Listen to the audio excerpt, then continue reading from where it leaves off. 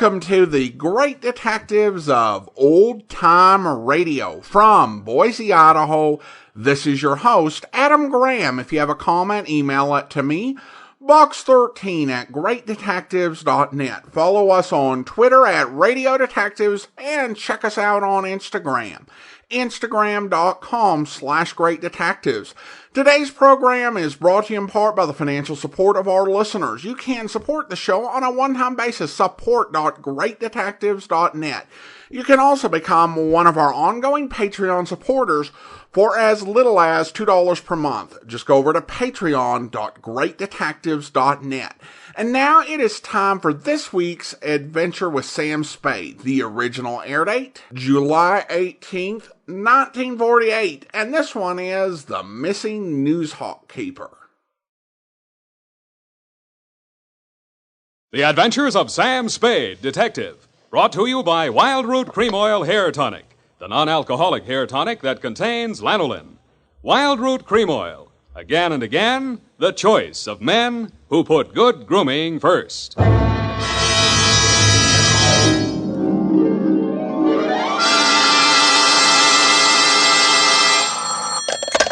Spade Detective Agency. Bernadine, anything wrong? You sound almost human. It's not Bernadine, Sam. It's me, Effie. F! But I'll tell Bernadine about your compliment. How are things? Well, I've made out as best I could. I don't want you to think that I begrudged you a vacation. After all, you have worked hard. You did deserve it. Sam Spade, is that all you have to say to me? I'm not putting the blame on you. After all, it is a state law, so I can hardly accuse you of letting me down at a time when I needed you most. Well, you might at least ask me if I had a good time. I'm sorry if your conscience bothered you. Oh, well, it didn't. I had a divine time, and I met all sorts of interesting people.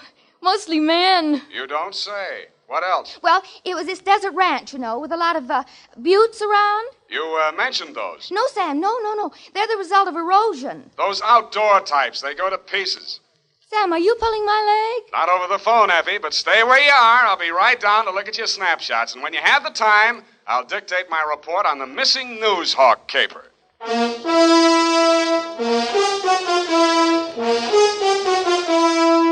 Dashiell Hammett, America's leading detective fiction writer and creator of Sam Spade, the hard-boiled private eye, and William Spear, radio's outstanding producer-director of mystery and crime drama, join their talents to make your hair stand on end with the adventures of Sam Spade.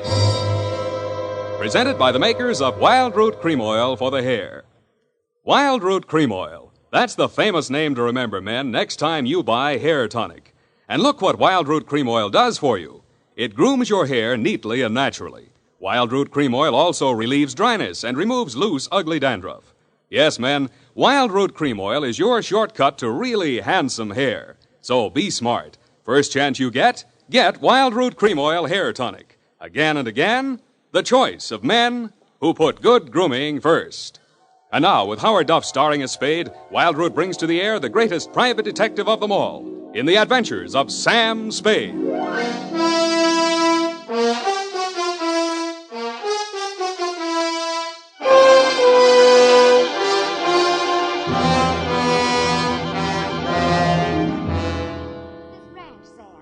Outside of Kanab on Virgin River. Kanab, the Pearl of the West. Uh-huh. And did I mention the buttes? Oh, well, they're very interesting. The result of erosion. Yes.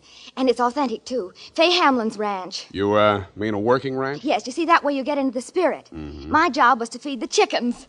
And that's how I met him. One of the buttes? Oh, Sam, he's a very cultured gentleman. Culture smulcher. What's he do for a living? He cures stammering. You don't say. What's his name? Charlie Shank. Charlie Shank? He's the founder of the Shank Institute of Articulative Correction, which I should learn. Articulative Correction. Where is this institute? Oh, I have the address here. General Delivery, Butte, Montana. Mm-hmm. You're sure you didn't help him break parole, Effie? Oh, no. We just went on long walks together. Where to? Oh, different points of interest. Like Wolf Canyon. Figures. Uh-huh. He invited me on this camping trip. Honorable, of course. Mm. But I couldn't go on account of my sunburn. I had an awful. I've still got it, you see. Mm. And then he went back to Butte. He had to leave in such a hurry he couldn't even say goodbye. Wow. It was a pity, too, because an old friend he hadn't seen in years came looking for him just a few minutes later. With a warrant? No, he was an attendant in a nearby hospital. Mental? Oh, yes, very intelligent. He read me some of his poetry. Maybe you've heard it. A loaf of bread, a jug of wine, and thou. Wait a minute. Isn't that the Rubaiyat of Omar Khayyam? That was written by a guy named Fitzgerald. Well, of course, that's his pen name. Quite a penman. Yes, but he's paid his debt to society. And the other time it was a bad beef. Oh, naturally. He told me all about it. Sure. He cried on my shoulder afterwards. Sweetheart, when you make a mistake, it's a beaut. Sam, nothing happened. Well, I'm glad he cured you of stammering anyhow. Ready? Oh, yeah. I've got a brand Work, new you notebook. know. Life goes on. I've got a brand new notebook, Sam. I'll just turn over a new leaf. Not a bad idea, dear. Date July 18 to Mr. Alex M. Youngblood. Try that again. Mr. Alex M. Youngblood, P.O., Box 317, San Francisco, from Samuel Spade, license number 1375596. Dear Mr. Youngblood, I need a vacation myself. You need Trolley Shank. You sound tired, Sam. Fortunately, until I met you, my only experience with any of the men and women who make your newspaper run had been with one of your corner newsboys who shortchanged me 2 times within as many days. I have not read your rag since. But your name looked imposing, and so did the $300 check upon which you had written it.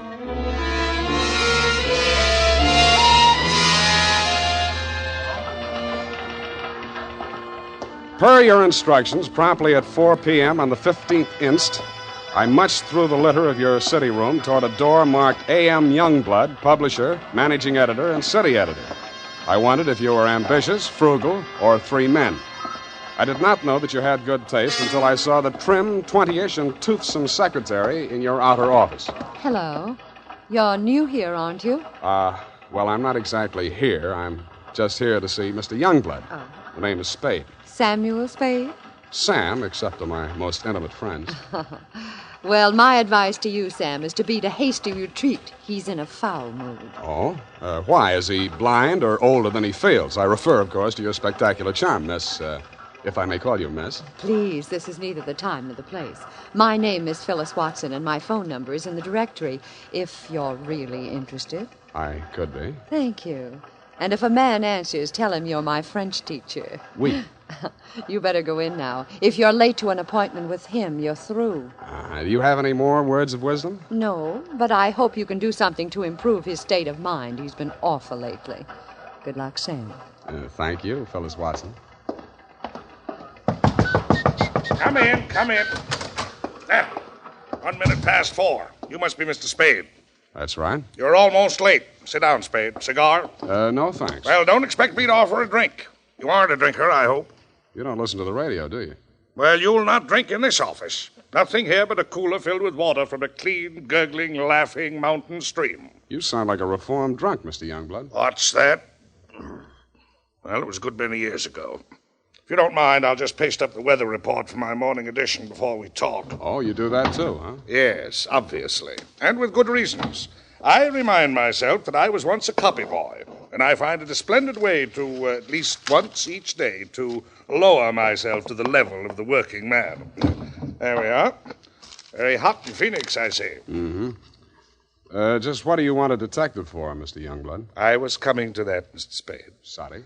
Now, well, first let me warn you that your assignment is a highly confidential one. They all are. In this case, a man's life may be at stake. Mm-hmm. The situation: my newspaper, at my order and under my guidance, has launched a campaign against crime. Not aimed at the petty criminal, but at the easy-living leeches at the controls of the rackets, the hoods in bankers' clothing, the mansion-housed parasites who direct the pickpockets, the second-story men, the housebreakers, who gamble away $500,000 a year and pay income tax only don't go a to fraction pieces. of that amount. Yes, I understand. You're after the boys on the safer side of the fences. Nicely put, Spade, yes. Thank you. Well, the long and short of it is this. The author of the expose series, Ray McCulley, my top crime reporter, has been missing for 2 days. I want you to find him. What makes you think he's still alive? Good heavens, Spade, why must you suggest that he isn't? Because if I were a mansion-housed parasite in danger of being unhoused by a newshawk, I'd see said newshawk standing in a cement block on the bottom of the bay. I will accept that only when no stone has been left unturned. Every straw and every haystack has been searched. Every... nook and cranny? Yes. Sounds as though you need at least one police force, Mr. Youngblood. Now, why don't you just... No. Impossible. We've already had a brush with the police over the expose. I'll not be dictated to at this stage of the game. I started this investigation, I'll finish it alone. Well, it's a pretty big order, Mr. Youngblood, but times are tough. I'll see what I can do. Good. I hereby turn over to you all the resources and power of this, my newspaper. When one of my reporters is in trouble or danger, sir, I will spend every penny of my fortune, if necessary, to deliver aid and succor to his side.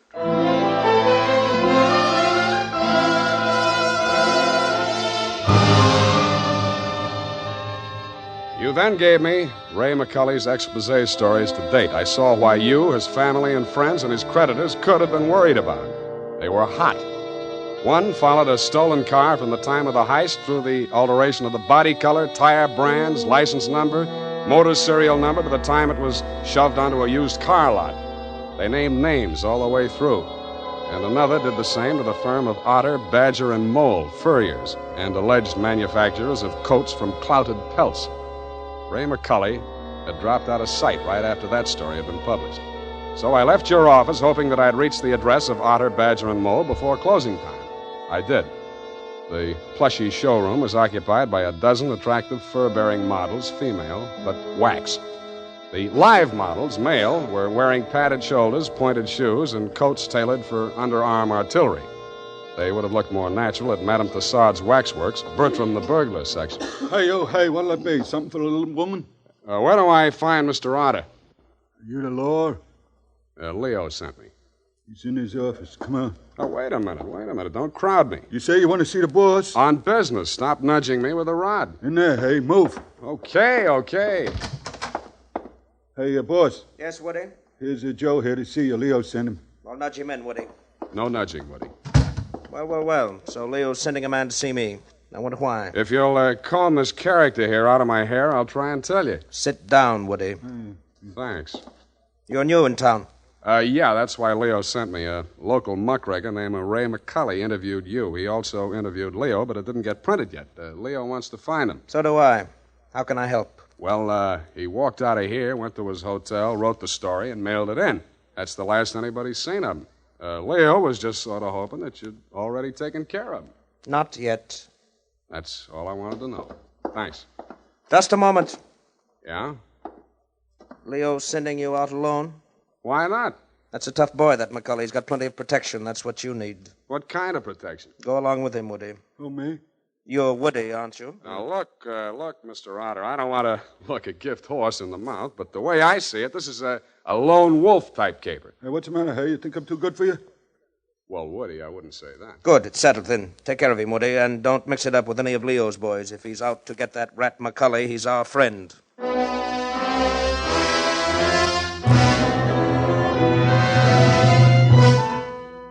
I was beginning to wonder who Leo was.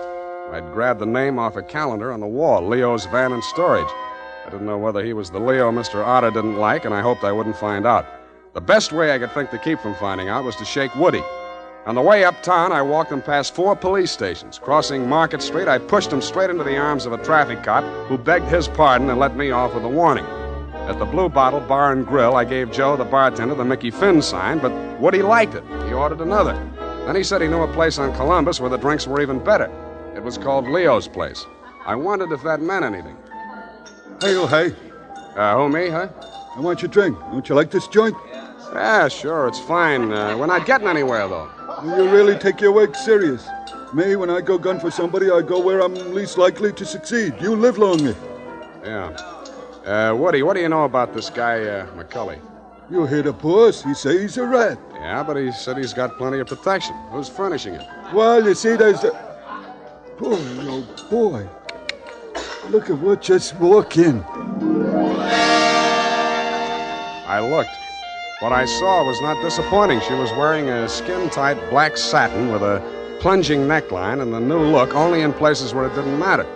But she still looked enough like your secretary, Phyllis Watson, to be out of place in Leo's place. She didn't stay there long. She made a beeline through the kitchen to the rear exit. I made a beeline right after her. Woody was breathing down my neck as I started up the rickety outside stairway at the back of the building. I stopped the landing and turned around to face him. See you later, Woody. I didn't wait to see if he made it all the way to the bottom of the stairs. I was more interested in what was going on at the top. A door had opened, and Phyllis stepped inside. The man who let her in looked like Ray McCully. Who are you? The name is Spade. I don't know that name. Your boss hired me to find you. Private Dick? Yeah. Can I talk to you for a minute? Sure. Put your hands behind your neck and walk up slow. Okay. All right. Go inside. What's the matter? You're not acting glad to see me. This is the guy, Phyllis. Yes. Alex hired him this afternoon. There, you see. Now, what do you want me to tell Youngblood? You're not going to tell anybody anything. Oh! It caught me right behind the ear. The last thing I saw was that plunging neckline as Phyllis rushed forward. I didn't know whether she was rushing to my rescue or to get in a few licks of her own. 5 seconds later, I didn't care. As the design of the linoleum slammed up at me, I had just time to wonder why, of all the people who were looking for Ray McCully, I had to find him. Then I was out. Boing. Maced for my pains.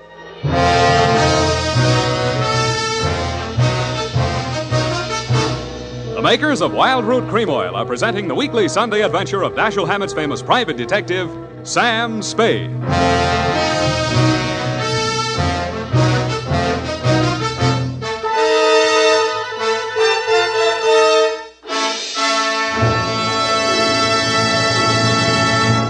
If you want the well-groomed look that helps you get ahead, socially and on the job, listen. Recently, thousands of people from coast to coast who bought Wild Root Cream Oil for the first time were asked, how does Wild Root Cream Oil compare with the hair tonic you previously used? Better than 4 out of 5 who replied said they preferred Wild Root Cream Oil. And no wonder. Wild Root Cream Oil grooms the hair neatly and naturally, relieves annoying dryness, and removes loose dandruff. What's more, non-alcoholic Wild Root Cream Oil is the only leading hair tonic that contains soothing lanolin. So ask for Wild Root Cream Oil Hair Tonic. Again and again, the choice of men who put good grooming first. By the way, smart girls use Wild Root Cream Oil, too, and mothers say it's grand for training children's hair.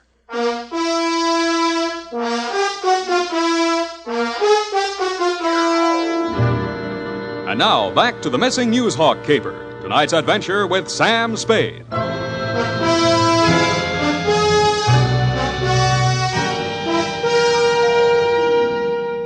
was lying on the floor in a room with nothing in it but a sink, an army cot, a square of dirty linoleum, and a body. I staggered to my feet, ran some cold water over my head, and took a closer look. It was Ray McCully. He was a very dead, crusading reporter. He'd been stabbed clean through with a long-bladed kitchen knife. It said on the handle, property of Leo's place. I went through his pockets. In his wallet, a press card, a police card, union card, and 10 genuine, crisp, new $1,000 bills. That gave me a line on the killer. He was crazy. So was I. I left it on him, too. Folded up in his vest pocket, I found 2 newspaper clippings, one from the Chronicle and one from your paper. Both weather reports for the same date.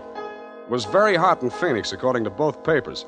But according to your weather report, the temperature in Needles, California was 135 degrees.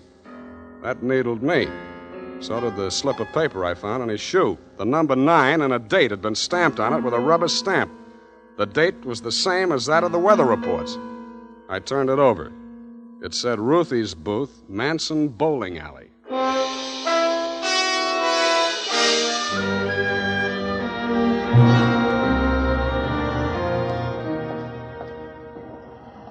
Don't tell me, let me guess. You're the cigar type, Coronas or Panatellas? Thanks, I'm just shopping. Oh, I got a nice line of notions. So have I. No, I mean the dolls, the Hollywood dolls, you know, for the bed. Only $1 plus tax. Very reasonable. Say, what's on your mind? Leo sent me. Oh. Are you going to collect the slips hereafter? Well, not tonight. You see, I'm sort of a troubleshooter. Leo's checking up on some of the numbers that didn't come out right. Listen, I'll tell him to his face I don't want any part of those wrong numbers. They're scary. Nuts. Who bought this one? Let me see. Oh, last Thursday. Oh, number 9. How can I forget? He put $500. And honest, if he's been around once, he's been around 100 times to see if it paid off. Did it? What's his name? Mr. Spinelli. He buys a slip every day. And if you ask me, he's learned his system. Because he's been winning, you know. Dimes and then $1 and then $5. And then when he come in with 500 on number 9 until he dropped dead, did it win? Where does he live? It did. Wait, I'll look on the sheet. Hey, somebody else was in just this afternoon. Give me that address. Hurry up, will you? Well, it's right around the corner on Manson, 810. Say, maybe that's his system, 8 and 1. Don't that add up to 9? Hey, what's the matter? Where are you going in such a rush?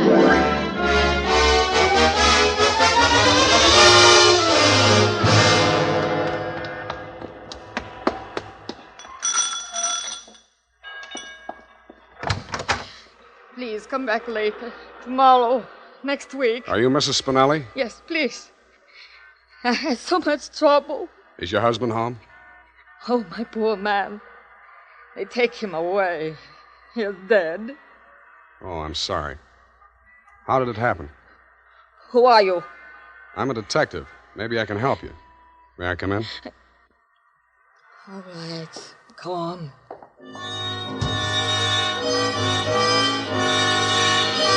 It took quite a while to gain her confidence, and after that it took still quite a while to piece together the grief-stricken grumble of words that poured out of her. When I got it down in the form of a statement, I asked her to read it over. Item: statement by Mrs. Arturo Spinelli.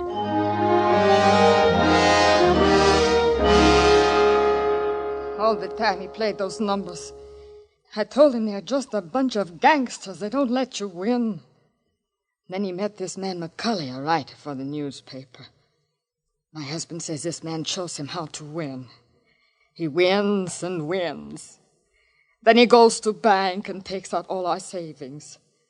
I begged to him not to do it. But no, he was greedy. And this McCulley poisoned his mind. Sure, he won. He brought the money home in his hand. $10,000. I don't want it. I'm scared. I took it while he was sleeping with wine and gave it to the men. I tell him all I want is the 500. He tried to tell me we do good. We help catch the big gangsters.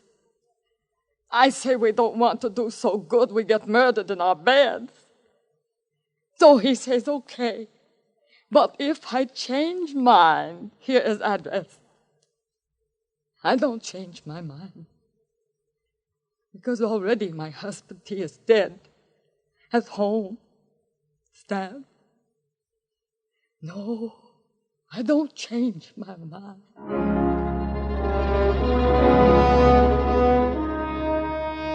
She signed it, and I left her alone with her grief. I wasn't working for you anymore, Mr. Youngblood. You hired me to find you a reporter, and I had. And I wished I hadn't. The rest of it I did for myself. You weren't in your office when I got there, but Phyllis was. I found her behind the city desk in the act of dropping tomorrow morning's weather report into the slot. I grabbed her out of her hand. What? Oh, it's you. Where's your boss? At home, I guess. We'll talk in his office. Come on. Sam, I can explain how I happened You're going to be... explain plenty before I'm finished with you. Sit down. Oh, you... I don't have to be so rough. What's the matter with you? Plenty. I'm stupid. I was stupid to take this job, and I was stupid to play it cagey with you. I should have beaten the story out of you before the trouble started. It's a little late in the day now, but not too late to send you up for McCulley's murder. Oh, you're insane. Ray McCulley was... I'm the only one who ever tried to help him. And I'm the only one who can place you in that room, not 10 minutes before the murder. I told you I can explain Stop why... trying to save your own skin. Spinelli was only one of 500,000 poor dumb yucks that lose their nickels and dimes and dollars every day in the policy racket. Only he had the bad luck to win. There won't be any more lucky dead people like him if I have to make a patsy out of you to stop it. It won't stop it. Nothing will. Ray talked big and brave like you. Now he's dead. Yeah, with $10,000 dirty money in his wallet. I won't let you say things like that. Ray was an honest reporter, too honest. He thought Youngblood meant what he said about that cleanup campaign. Yeah, he did. He wanted to run this town by himself, clean up his competition. When Ray started collecting material on the numbers racket, he still thought Youngblood was on the level. But that was before he stumbled onto the thing about the weather reports. Yeah, that was a new one. The old Dutch Schultz mob used to add up the stock market quotations. If they cheated, they knew their customers weren't good enough at arithmetic to prove it. But who knows how hot it is in Phoenix unless they live there. don't know what you're talking about. Listen. That's how the number game works, sweetheart. The suckers pick a number from 1 to 10, see? The operators tally up the slips, and the least popular for that day has to win. The weather report doesn't have to pass through the copy desk, and with Youngblood pasting it up with a few strategic corrections, it was easy to make their winners look as if they were on the level. Oh. But of course, you had no way of knowing that. You only watched them do it day after day. You know, I couldn't understand why he did those things. It seemed silly falsifying a weather report, but it didn't seem as if it could do any harm. What did you meet McCulley for? To get your cut of the 10 grand Spinelli was killed for? How dare you? I went there to warn him about you. Who killed him? I don't know. You're lying. All right, I'm lying. But I can prove that Ray was on the level. I've got the proof right here. The whole story he wrote on the numbers racket, even naming Youngblood as the head of it, his own publisher. I went there to get it. I was going to take it to another newspaper. Why didn't you? I can't tell you that. You don't have to. Mrs. Spinelli was confused, grief-crazed. She had to put the blame on somebody, and when she did, she got her revenge the only way she thought she could. She may have been right about that, but she killed the wrong man. Why didn't you tell me you knew who killed Ray? I wanted to give you a chance to tell me yourself. I'm glad you didn't.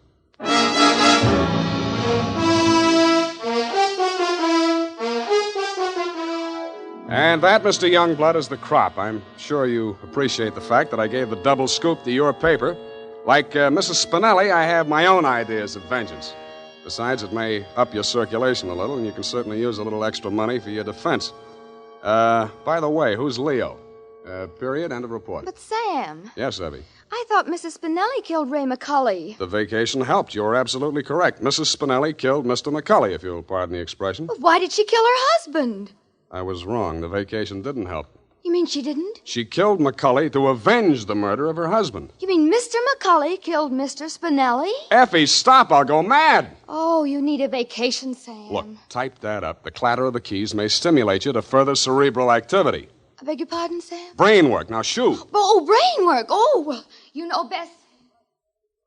Tonight, men, or first thing tomorrow, get Wild Root Cream Oil and see what wonders it does for your hair. Notice how easy it is to apply. Notice what a neat, natural job it does of grooming your hair.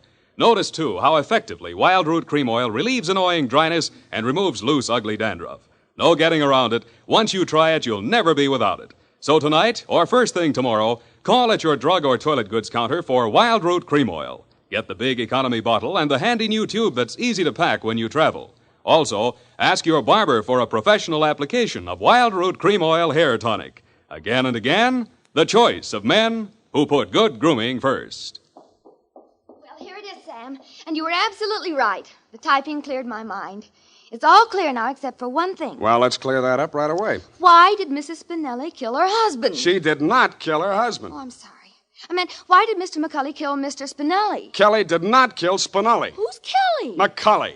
McCulley's real name was Kelly? Now, let's start all over again. Disregard everything we said up until now. Make your mind a complete blank. All right, Sam. In the first place, McCulley did not kill Spinelli. That's what I said.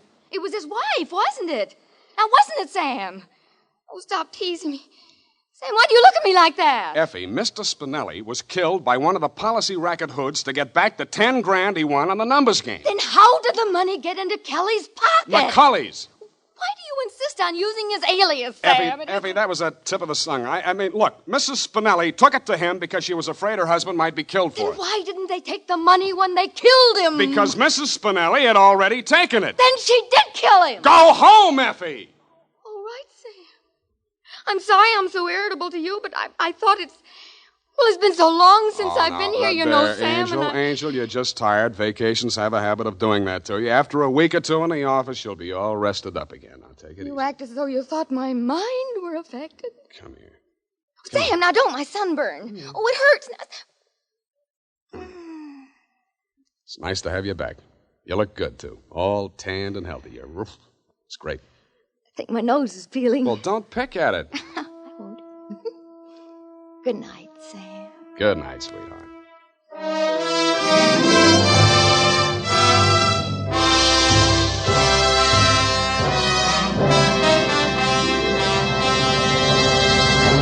The Adventures of Sam Spade, Dashiell Hammett's famous private detective, are produced and directed by William Spear. Sam Spade is played by Howard Duff. Lorene Tuttle is Effie. The Adventures of Sam Spade are written for radio by Bob Tallman and Gil Dowd, with musical direction by Lud Gluskin.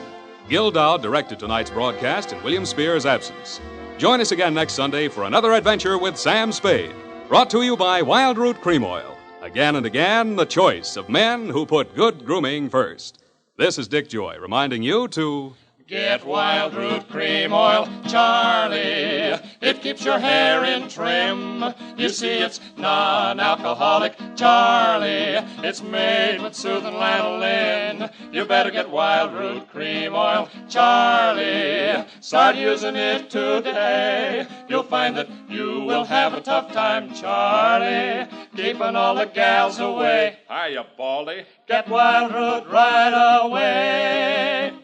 This is CBS, the Columbia Broadcasting System.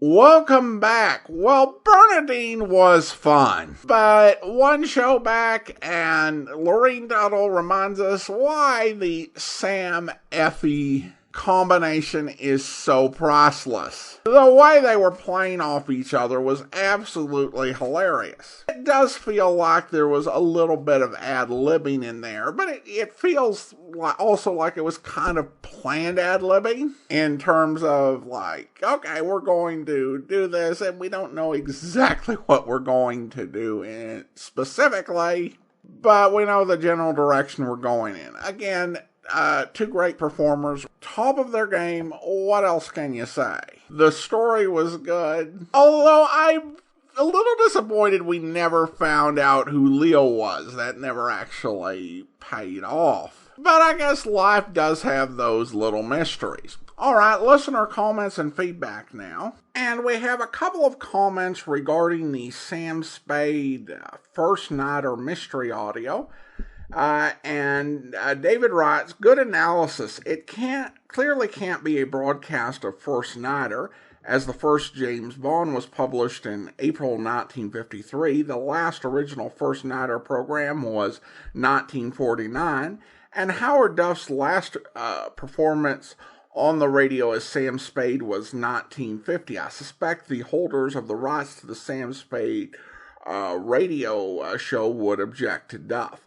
Duff's departure as Spade didn't have much to do with concerns of the rights holders, and was a network thing. We'll probably talk more about that when we get to Howard Duff's last episode in the spring. But as I said, this struck me as a sort of unofficial proceeding. And in 1968 or after, I doubt anyone would have any objection to Duff as Spade.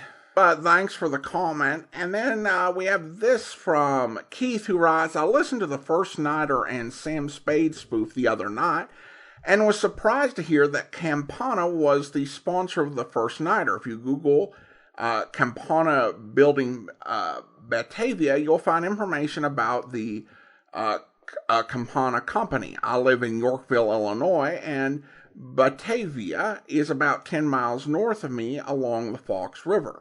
The Campana building is striking Art Deco that housed the factory and corporate offices of the Campana Company from the 1930s until the 1950s. It now has a National Historic Landmark designation. One of my high school friends has a theatrical costume business inside the building presently. If you like further intrigue, across the road from the building is the former George Fabian estate. Fabian started Riverside Laboratory that specialized in cryptology that broke German codes during World War I. He also believed the Shakespeare plays were actually written by Francis Bacon. I enjoy your podcast, and especially Johnny Dollar, Tales of the Texas Rangers, Box 13, and Boston Blackie. Well, thank you so much, Keith. It's always fun to learn about old-time radio sponsors and what happened to them after the golden age of radio, if they're not still around. And glad that provided some listeners a bit of a local perspective on old-time radio. All right, well, now it is time to thank our Patreon supporter of the day. Thank you to Carrie, Patreon supporter since August of 2021, currently supporting us at the Detective Sergeant level of $7.14 or more per month. Thank you so much for your support, Carrie.